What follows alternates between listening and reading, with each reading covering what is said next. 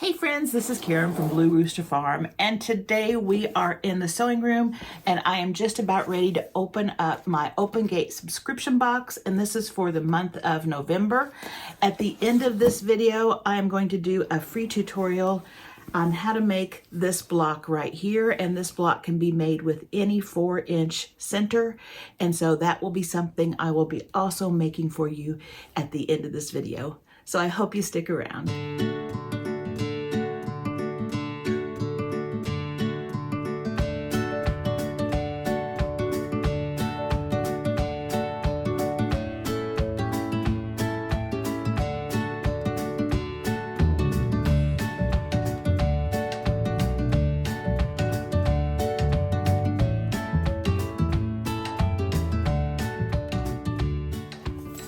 All right, thanks for sticking around.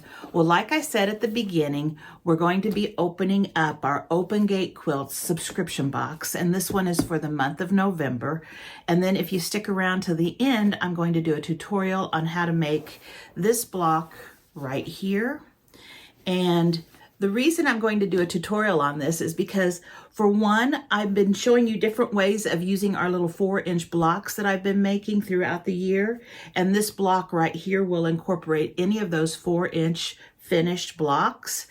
Also, if you don't want to make the large A. Cornelius quilt with our squirrel in the middle, this one right here, if that's too big of a project and you want something simple, but you do want to include the squirrel block, I made this runner and I think it turned out really nicely. And it may be something that you want to make as well. And so it's basically 2 of the blocks that I'm going to show you, and then the squirrel block in the middle, and then a couple of borders. And I think it turned out really cute. So if you're interested in that, stick around. Oh, and I also, I made a label with our little squirrel friend on there. So I thought that was fun. So if you're interested in that, stick around to the end. Or if you're not interested in the Open Gate subscription box, but you are interested in the quilt block tutorial, then just skip forward and go to that. So let's open up our subscription box. I'm anxious to see what's in it. I was just getting ready to go run errands in a town about an hour away, and I was going to be stopping at a fabric store. So I want to go ahead and open this box before I go, because there may be something in here that will either replace what I'm planning on making or will add to the fabric. So I thought I better open this before I go, just in case. So let's get it open. And inside, it's always nicely wrapped, and I always open this up with you, so I don't know what's in it either. I just received it yesterday evening. In the description box below, I'm going to leave a link to Monique's site, Open Gate Quilts, and if you want to purchase this subscription box, you can do that by clicking on that link and going there. I do ask that if you do purchase it, let Monique know that you saw the opening here on my channel, Blue Rooster Farm. That way she'll know that you are coming from watching my videos to purchasing this subscription box. It just helps my channel. Also, she did send this subscription box to me free, and I really like it. She had reached out to me several months ago and asked if I would do a box opening if she sent it to me free, and I said sure, because I have seen these boxes on other box openings and I've always really liked what was inside. So I hope you like it too, and let's get it open. When you receive your box, you're always going to receive this insert at the top, and it's going to tell you everything you have inside. Now, the Open Gate quilt box is a $47 subscription box plus shipping. If you want just what's in it, you're going to receive a major project, project 1, a secondary project, project 2, 2 spools of Aurifil thread, and a fat quarter. Now, if you want to add on, you can add a stash buster, which is 4 fat quarters, and that is an additional $15. And you can also add on the backing for the main project, and that's $14. So you can add those on as you'd like.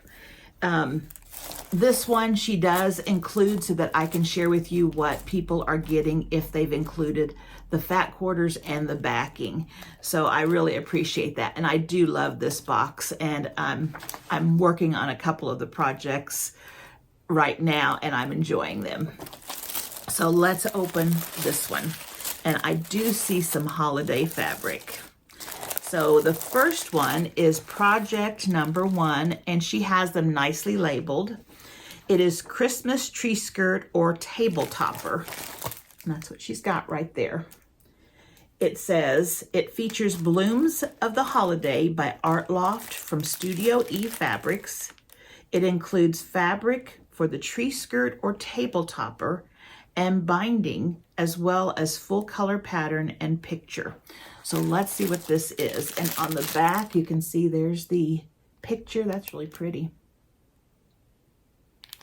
Very pretty fabrics. Looks like amaryllis and poinsettias, or poinsettias, whichever way you say it. Let me find the opening here. There we go.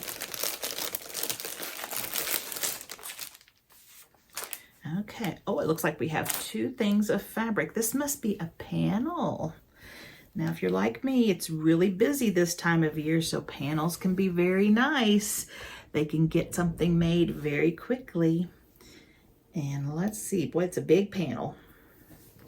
This is 41 inches by 41 inches finished. So this is a tree skirt or a table topper. Let's take a look at that. Isn't that pretty? Look at the pretty flowers. Beautiful color. Get the close up and then I'll get a farther away look. So that is a huge circle. At the bottom, there are directions on how to put it together. You also get some quilt labels, handmade with love by... That one has poinsettias on it. So very, very pretty. And then I see right here, it looks like we have binding that goes along with it. And so let's see here. You probably, yeah, you just use the directions on the panel. And she does in her pattern show you how to make bias binding, because you are going to have to make bias binding since it's circular. Now, if you want to go to my video on how to make bias binding, you can use that one as well, but she does walk you through how to make bias binding, and that will make it so much easier to put on. So this is really nice. This is really nice. I can see getting this done without any problem, and I think it'll be fun to quilt on my long arm. And if you don't have a long arm, you can just machine quilt it, because 41 by 41 isn't too big to get under your machine. All right, that's a nice one. Let me set those aside and I'll package up later. Project number 2, mini treescape. Includes fabric for top, binding, fusible fleece, and backing, as well as full color pattern and picture. Okay, so this is what this looks like. Mini treescape. It says it's 6 inches by 16 inches. That is mini. That would be a good like, candle mat or something like that. Pretty fabric.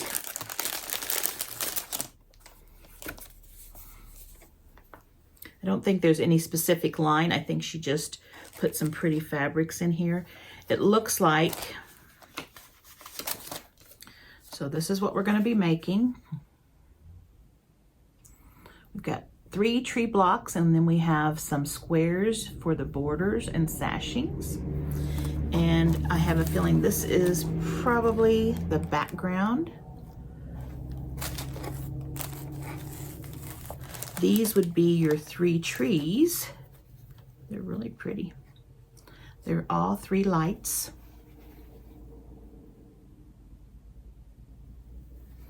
And then the squares are going to consist of Looks like these are 5-inch charms. That's pretty. And a buffalo check. I like those colors.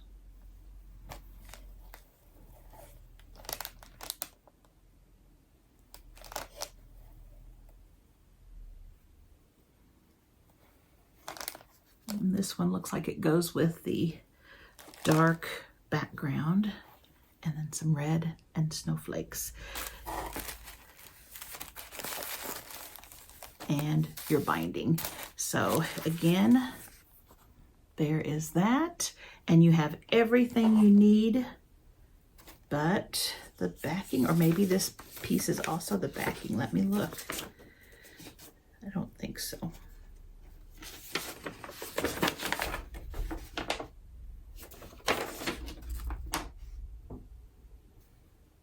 No, just for binding. Yeah, you'll have to add your own backing. Okay, so there's that. Now, we also always get 2 Aurifil thread spools, and this time we have, what does it say what color they are? 2440 and 2692, black and red. Isn't that pretty? And I don't have either of these colors, so these will be great. Great. And our free fat quarter, oh, this is cute.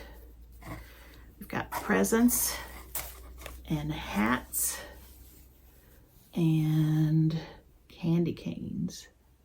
So very pretty, with a green background and some snowflakes. Very cute. Now the extras that don't come with the regular box, but if you pay for them, you get these. Here is our 4 coordinating fat quarters, and it says, let's see what it says. This month's fabrics are grays, greens, and white from Homemade Christmas by Chris Lammers for Maywood Studios. The fat quarter pattern this month is called Homemade and includes everything you need for 14.5 by 44.5 table runner, excluding the backing. Now, not only do you get the 4 fat quarters, but you also get a pattern also to go with it. So here is the pattern. Isn't that cute? Very cute. You can make that up really quickly too. That's a good one to do as a gift. So let's see. Pretty fabric. Ooh, very pretty. I love the colors. This is beautiful. It's got a prim look to it, and I like that. So this one has houses and snowmen and Christmas trees, and it's all tossed, so there's no direction to it. This one has all sorts of cute things on it. They've taken, I don't know if you can see the snowman with the salt shakers. They've made snowmen with salt shakers. Aren't those adorable? Good idea. And then all sorts of little cutesies with trees using stems and corks and spools of thread for their stands. Very pretty. Oh, I like that. And then this is a coordinating, a mini print that goes with it. Beautiful color. It's got the pine cones and acorns too. And then we've got a white on white, it looks like. Let me see. Yes, and it's snowflakes. Big snowflakes. And I don't think you can see this in the camera, but we'll see.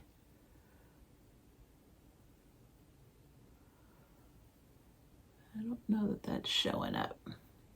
Okay, so those 4 coordinating fabrics to make that pretty runner. Let me hold them up together so you can see how they look together. I'm not getting them folded as pretty as she had them.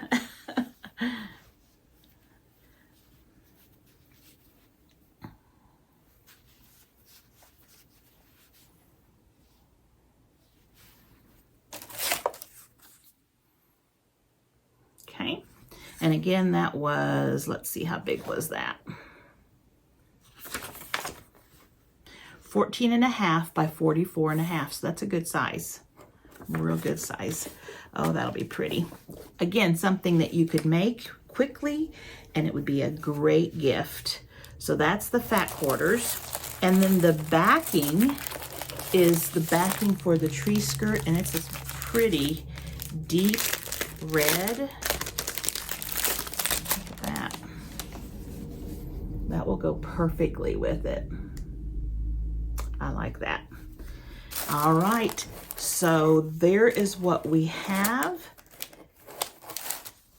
We have in the regular box the tree skirt and the runner, the little mini Christmas tree runner. Then we also have 2 spools of Aurifil thread and a free fat quarter. If you order the add-ons, you're going to get 4 fat quarters and a pattern that uses all 4 of those. And if you order the background, you get background for the main project. So tell me what you think in the comment box below. I really like it. I can see several things that I want to get done out of this box and give as gifts. So I hope you too saw some cute things. So thank you, Monique. I really appreciate this. This is a beautiful box. Now, if you stick around, I am going to show you how to make this block right here. Hi guys, well today we're going to do a tutorial on how to make this block right here. A lot of you may have made a Cornelius, our squirrel block, but don't want to make the big A Cornelius quilt that I made, and you want something small. Well, here is an option for a small project, and I think you might like it. So this is a table runner, and it measures, oh, let's see, 36. It measures a little over 39 inches by about 18. So it's a nice size. And what we're going to do is we're going to make a 10-inch block. This is a sawtooth star block, and it's going to have a 4.5-inch unfinished block or 4-inch finished block for its center. Now we've made the acorns. Mine's a little different. I didn't put the little tips on this one or this one. Actually, I just forgot, and they still look cute. But we are going to use some of my extra acorns to make another one so that you can see how to put this block together. And this is a 10-inch block, so when you put 2 10-inch blocks together, it makes a nice, easy to piece together runner. Oh, and here is my tag that I made for it. And there is A Cornelius, and it says Kieran Hodge 2025, made with love. So that is fun. So let me set this aside and get out the things we need. Now, you can make this block with any 4-inch finished block. And I have made a bunch of them for you throughout this last year.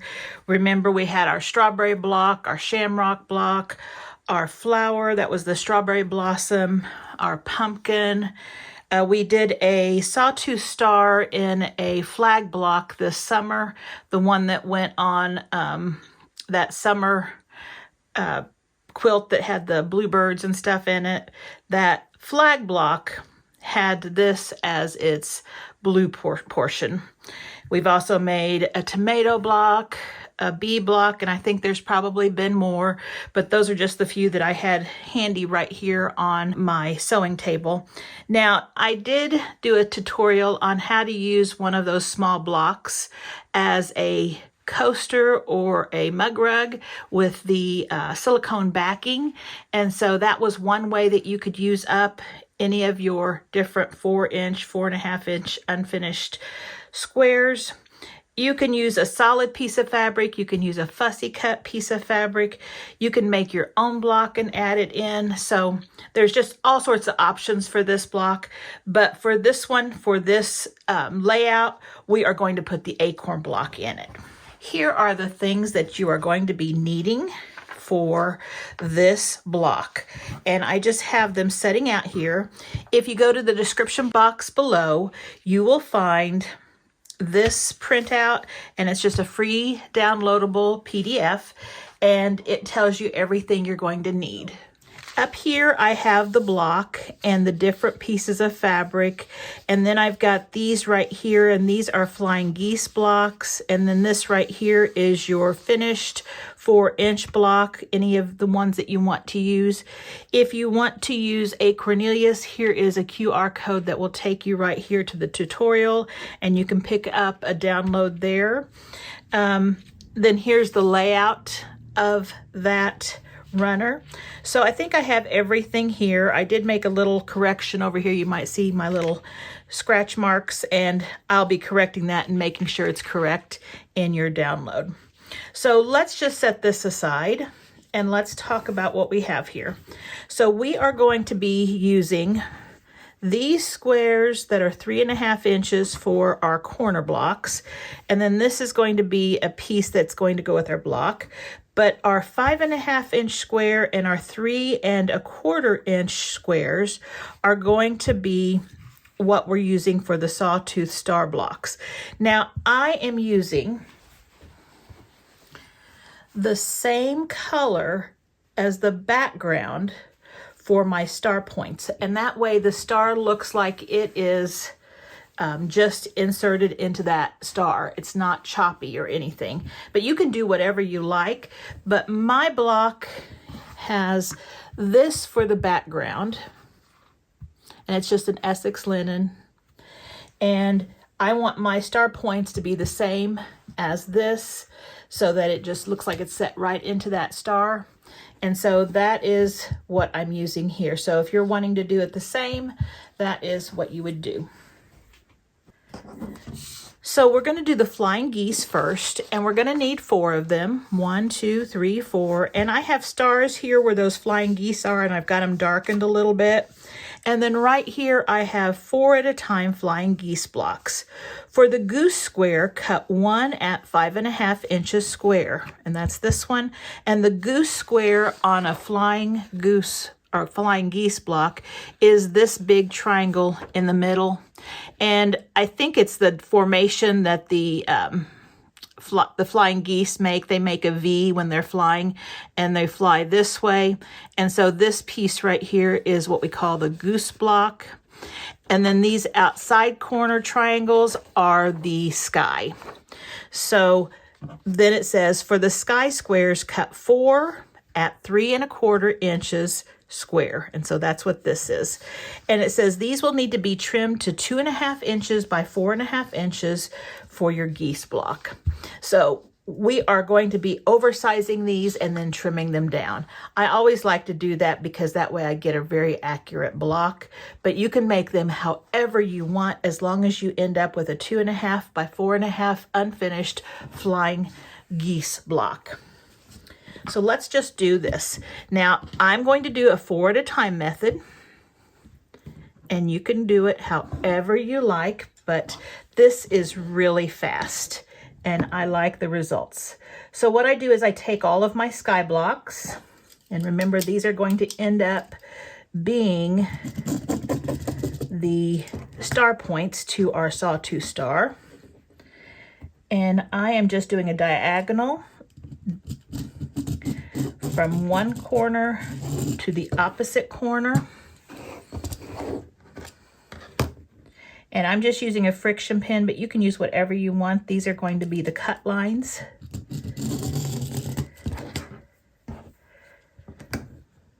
And you do want to be accurate. This will help make your block more accurate, but you do have a little bit of wiggle room, so that's good. Then we're going to take our goose or geese block, our 5.5 inch block, and right side up, and then you're going to put right sides together, and this fabric doesn't have a wrong or right side, so it doesn't matter.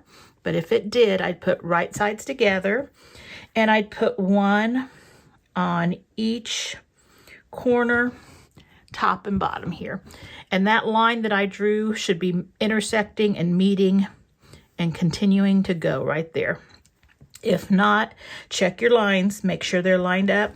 We should have the edge of the squares even with the edge of our background square, our square right here. And then we'll just take a couple of pins just to make sure we do not move that.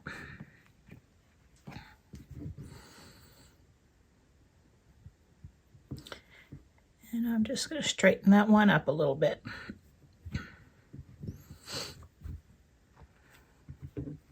That's a long pin. I actually like these little glass head pins the best. Okay, so now I'm going to go to my sewing machine and I'm going to sew a 1/4 inch away on this line, on this side of the line, and a 1/4 inch away from the line on this side. And there we have it, all sewn on both sides of that line. Let me remove my pins. And we're going to cut directly on that line that we drew. And you can use scissors too, whichever works best for you. Okay, and then what I'm going to do is I'm going to take and I'm going to flip back these sky pieces and I'm going to press. And they're nice and pressed. And now I am going to take our other squares, and these can go in that opposite corner so that the line is going right between, and it really should be right on top where those two fabrics meet right there. And so we're going to put that one there and this one right here. And again, make sure your edges are matched up. Then we'll put pins in them like we did last time. And I'm going to take and run these through the sewing machine, and I'm going to sew a 1/4 inch away from both sides of both of these pieces. And I will just trim my threads.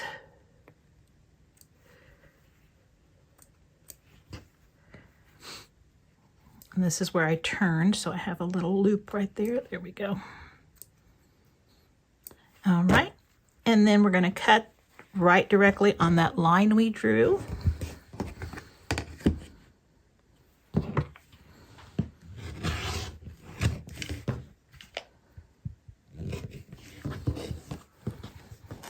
Gets a little bulky right there.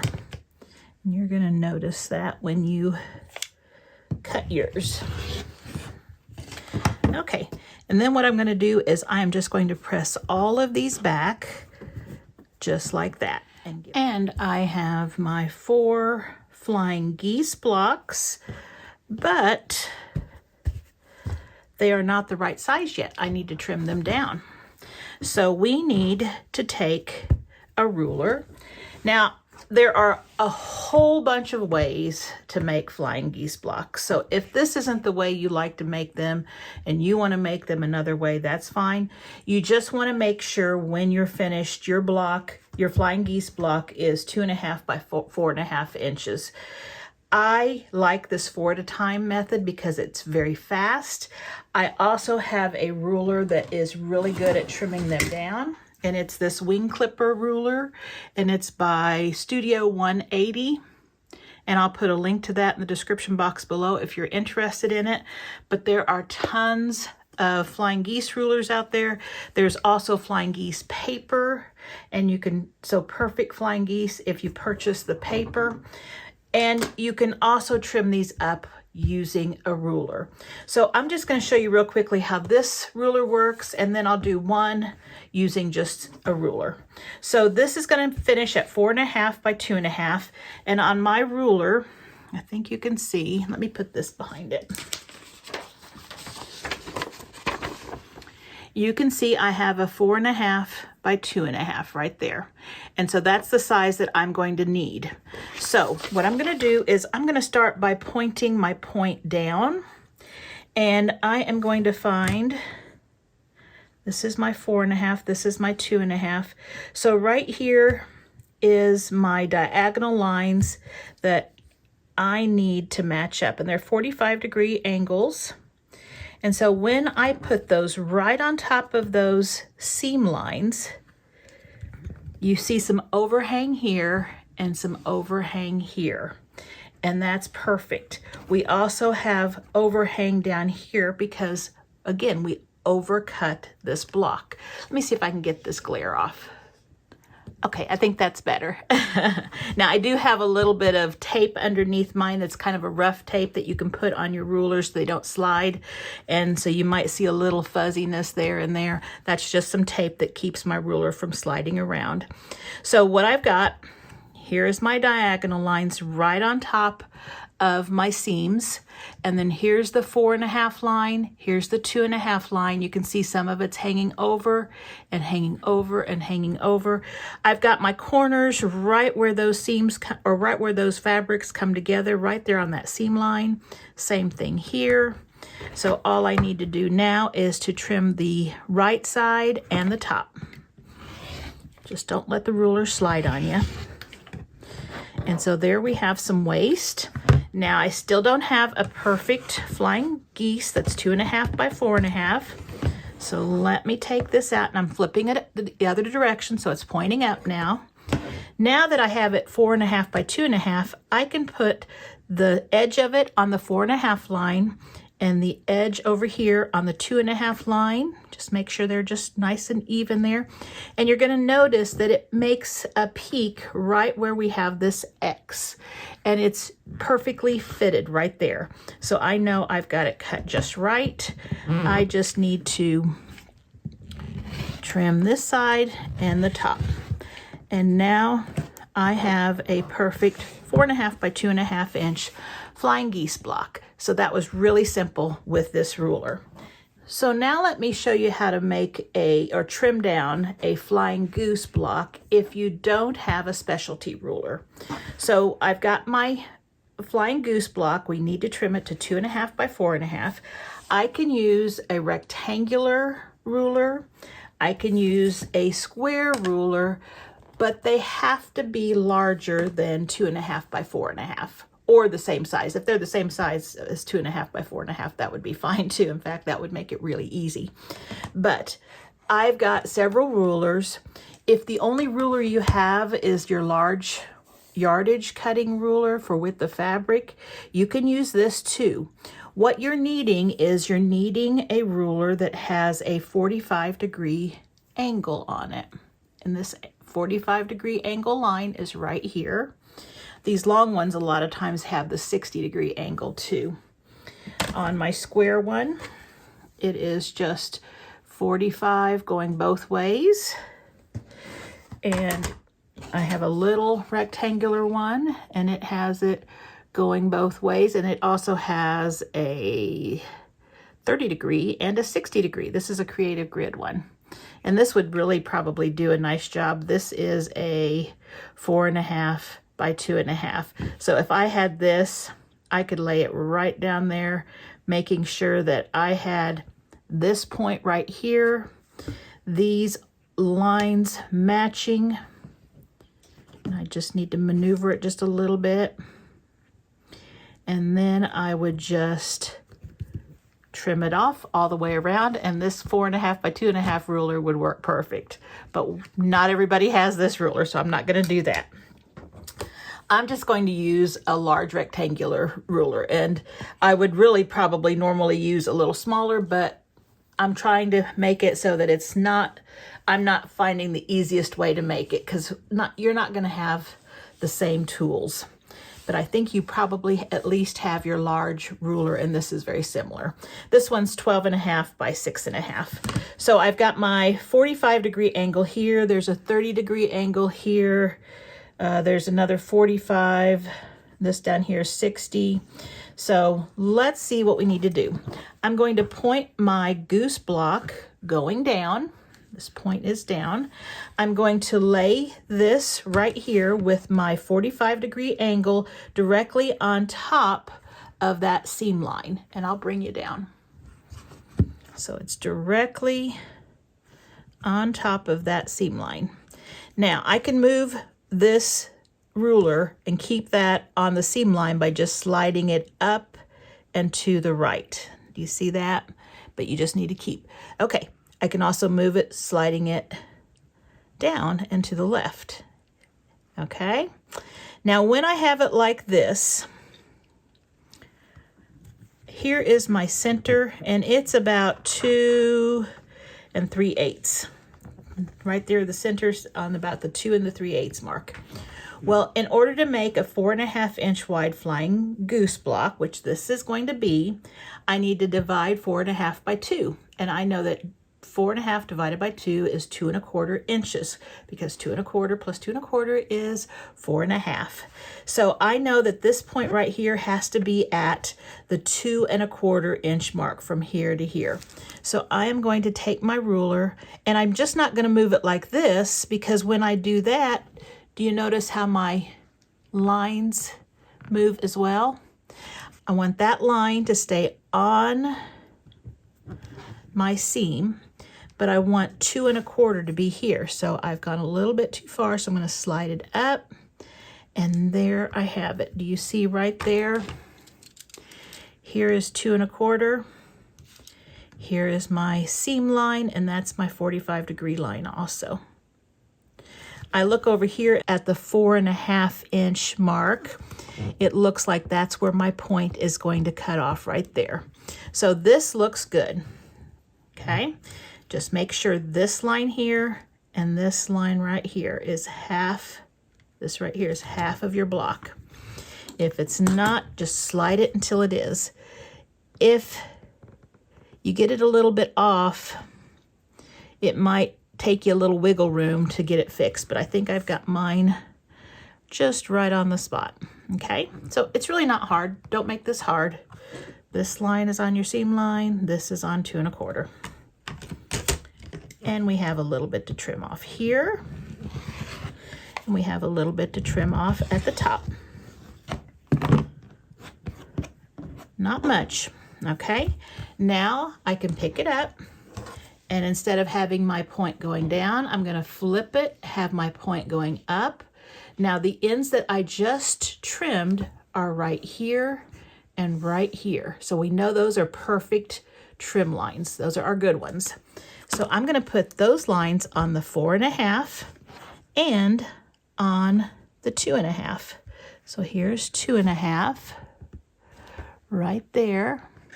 There's 4.5 right there.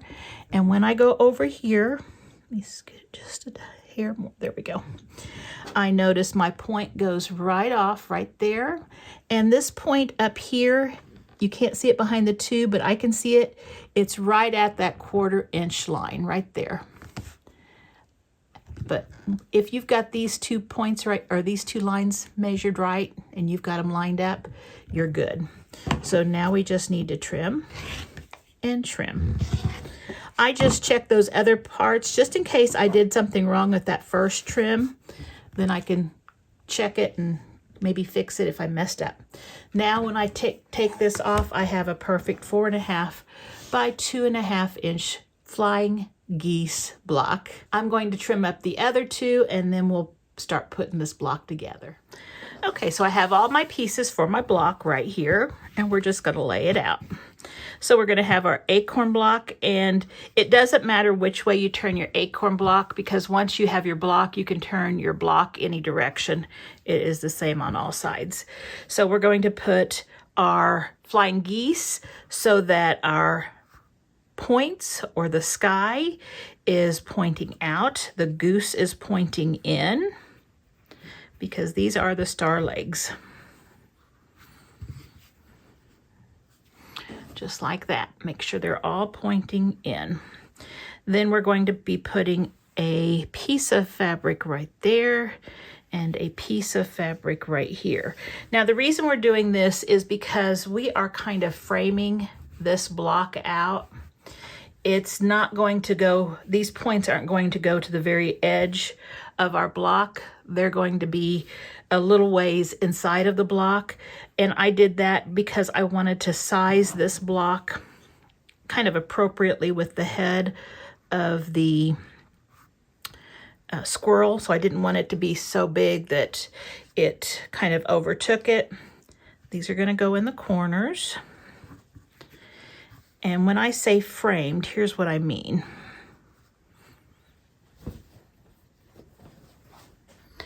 So if we look at our block here, and I'm just going to put this paper right where the edges of the block are so we can see our block in this runner.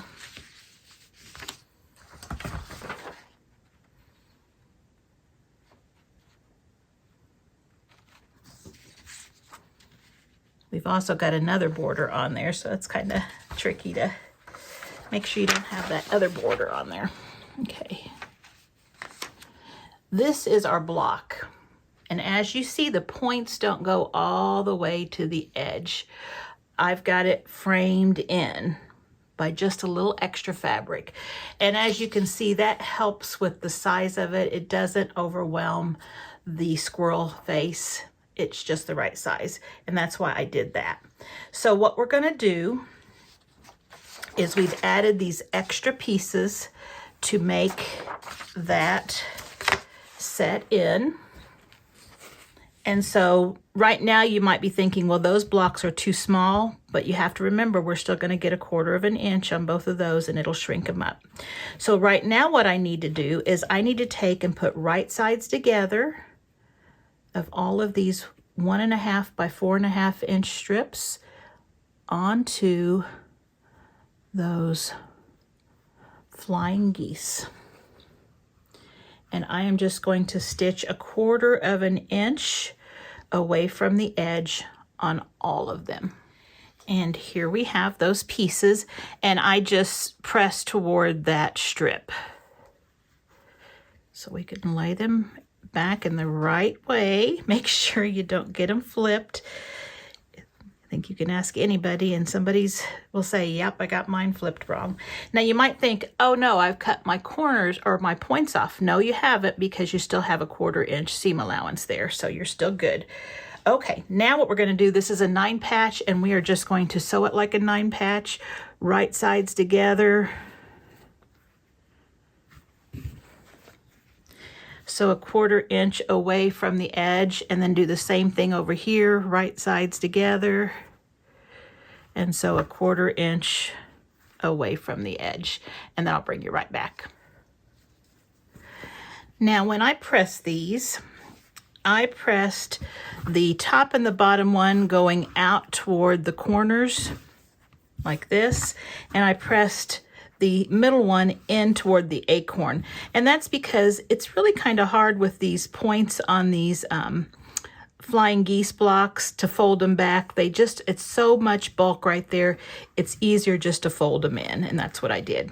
So now what we need to do is we just need to put these together.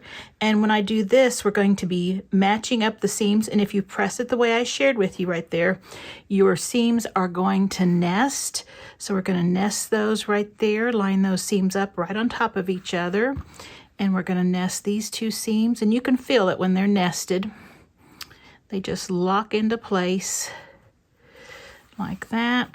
And then we can go ahead and do this one too, just like this. That one looks good. And this one right here. Now, if you notice that one side of your fabric is a little looser, you put that toward your feed dogs, so that goes down. And so I notice right here, I can pull it and it stretches out fine, and it's not even a very big pull. But this I'm going to put toward my feed dogs, that way it'll take that in nicely. And then I'll go ahead and put pins on the ends here so that I will also match up those ends nicely and they won't be slipping on me. And so the same over here, just match up those corners. It's just a good thing to do to keep your blocks nice and straight.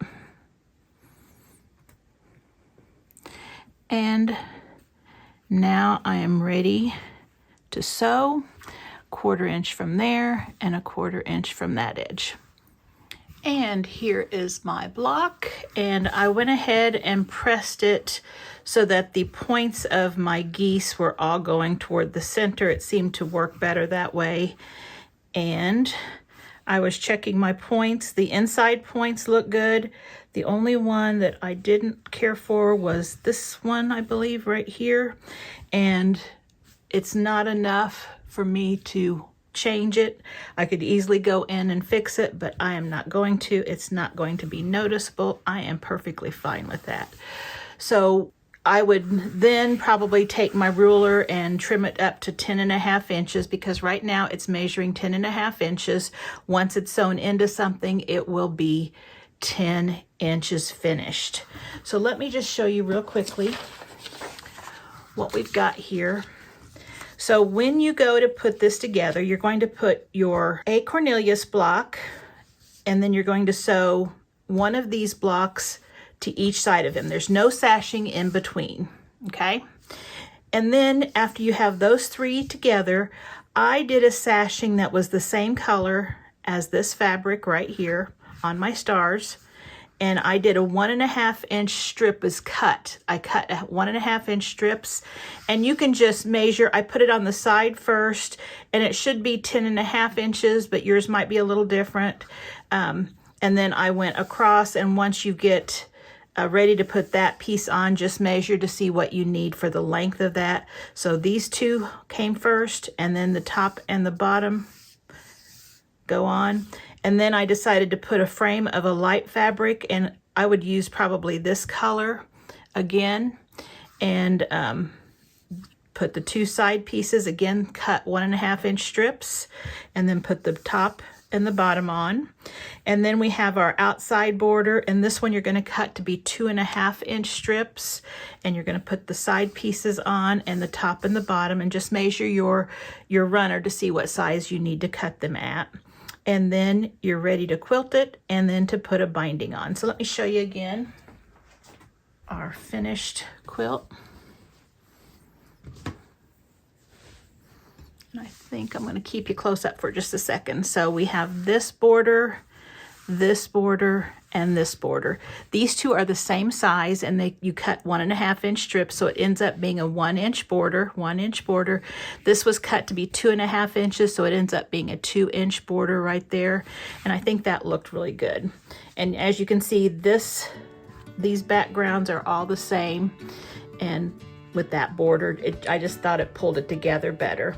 So there is what it looks like.